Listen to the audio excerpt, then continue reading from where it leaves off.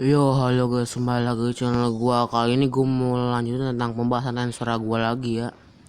Di sini tentang Yuki yang sedang berdiskusi dengan para badutnya ya. Yuki sangat marah karena rencananya kacau karena Rimuru. Rimuru juga sudah memindahkan 5 badutnya ke Tempest. Di sini Yuki mulai menyadari kalau Rimuru sudah mulai mencurigainya. Tapi Yuki masih percaya diri kalau Rimuru nggak bakal menyerang Yuki secara terang-terangan kalau nggak ada buktinya juga ya. Jadi Yuki masih punya kesempatan untuk menghancurkan Rimuru dari balik bayangan. Kazarim ingin agar Yuki memanfaatkan runtuhan kuno yang ada di kerajaan boneka Jiftaf yang bekas wilayahnya kekuasaannya Kleman tuh. Dengar-dengar Rimuru sedang mencari info tentang runtuhan tersebut. Karena sebenarnya runtuhan kuno tersebut merupakan buatannya Kazarim. Kazarim sangat yakin kalau dia dapat membunuh Rimuru. Di sini juga ada pepatah yang mengatakan apa jadinya jika Raja Iblis bertarung di istananya sendiri. Yuki menyetujui hal tersebut.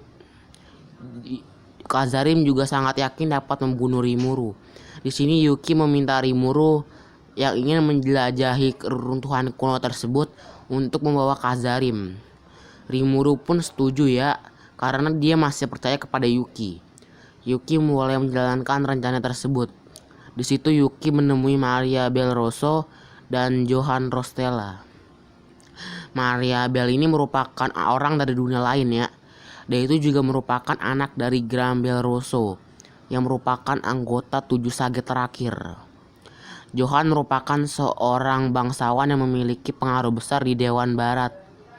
Di sini Yuki ingin merencanakan sesuatu bersama mereka berdua untuk menghancurkan Rimuru. Tapi di sini Johan bilang kalau semua rencana yang dibuat sebelumnya oleh Yuki hancur oleh Rimuru. Di sini Yuki bilang kalau Rimuru bukanlah orang yang bisa dipandang sebelah mata.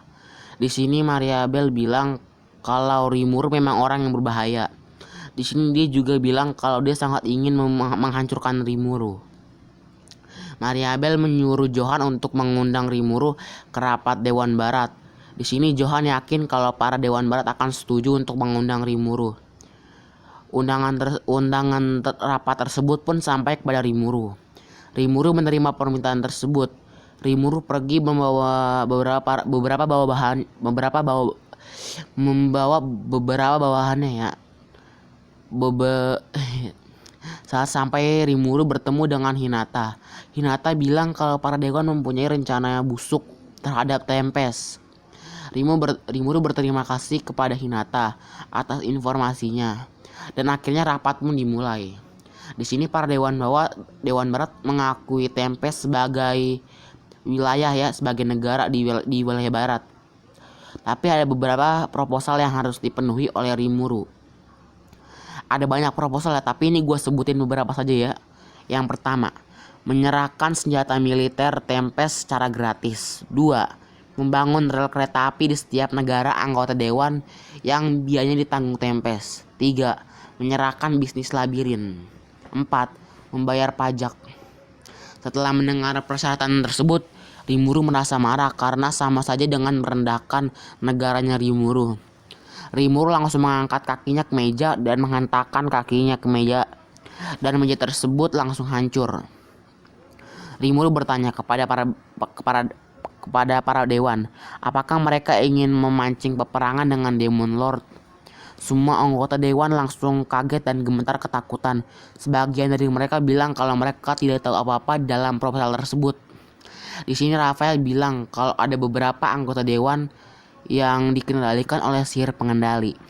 Setelah itu Rimuru langsung menghilangkan sihir tersebut ya, dan membebaskan para anggota dewan. Dan tiba-tiba ada beberapa orang yang muncul dari pintu dengan cara menghancurkan pintunya itu tuh. Di ruangan tersebut, orang tersebut adalah Pangeran Erlik yang merupakan anak dari Raja Ingrasia dan beberapa para bawahannya tuh. Di sini para bawahannya Rimuru langsung bersiap untuk bertempur. Di sini Pangeran Erlik datang untuk membunuh Rimuru. Di sini ada beberapa orang anggota dewan yang ingin menghentikan pertarungan tersebut ya. Tapi anggota dewan bernama Gavan menyetujui hal tersebut. Di sini Erlich mempertegas lagi kalau Rimuru itu bukan apa-apa. Di sini Erlich bertanya, jika ada yang setuju silakan berdiri. Di sini para semua anggota dewan berdiri ya. Setelah itu Erlich membacot panjang kali lebar ya. Di saat bacotan tersebut, Rimuru bilang kepada Erlich dengan cara memotong bacotan tersebut ya. Dengan bilang, kalau pengen bertarung aja, nggak usah banyak bacot. Itu gue cuma nambahin sih sebenarnya. Erlich merasa sangat kesal dan ia menyuruh prajurit terkuatnya untuk menyerang Rimuru. Penyerang tersebut bernama Reiner yang merupakan prajurit terkuat. Di sini Rimuru bersiap-siap untuk menghadapi Reiner. Tapi di sini Rimuru ditahan oleh Hinata dan Suna untuk menyerahkan masalah ini kepada mereka. Rimuru pun menyetujui hal tersebut ya. Di sini pertarungan tersebut sangat singkat ya. Di sini Suna mengalahkan prajurit, Erlich dan Hinata mengalahkan Reiner yang dibilang merupakan prajurit terkuat.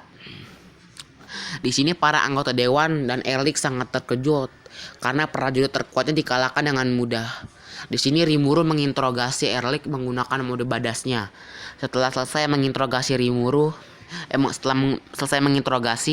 mendapatkan informasi kalau Erlich telah dihasut oleh Gavan. Gavan ini sebenarnya lagi sedang dikendalikan oleh orang lain ya. Dan pada saat itu Raphael bilang kepada Rimuru kalau ada hawa membunuh kepada Pangeran Erlich. Jaraknya sekitar 2 km. Di sini Rimuru bingung, bagaimana orang tersebut dapat membunuh Pangeran Erlich dari jarak sejauh itu. Raphael bilang kalau seseorang tersebut menggunakan pistol berbarengan dengan sihir dimensi waktu dan telah meluncurkan satu peluru kepada Pangeran Erlich ya. Setelah tahu informasi tersebut, Rimuru langsung menyelamatkan Pangeran Erlich menggunakan skill Beelzebub. Zoe langsung menangkap pelaku tersebut. Setelah ditangkap, orang tersebut ternyata adalah Glenda yang merupakan ksatria gereja barat. Saat diinterogasi, Glenda yang menunjukkan tingkah yang aneh ya. Setelah dianalisa Raphael melihat sebuah kutukan di tubuh Glenda. Rimuru langsung menghapus kutukan tersebut dengan skill Beelzebub ya. Glenda langsung menangis berterima kasih. Di sini Glenda membocorkan semua informasi yang dia ketahui kepada Rimuru. Dalang dibalik kekacauan tersebut adalah Maria Belrosso dan Graham Belrosso. Glenda juga bilang kalau Yuki terlibat ya. Namun Yuki telah dibawa kendali oleh Maria Bell. Setelah mendapatkan informasi tersebut, Rimuru telah mendapatkan gambaran apa yang direncanakan Maria Bell, Grabel, dan Yuki. Oke guys, kayaknya pacing dulu nih bakal gue ini visi gue selanjutnya ya. Oke, see you next time.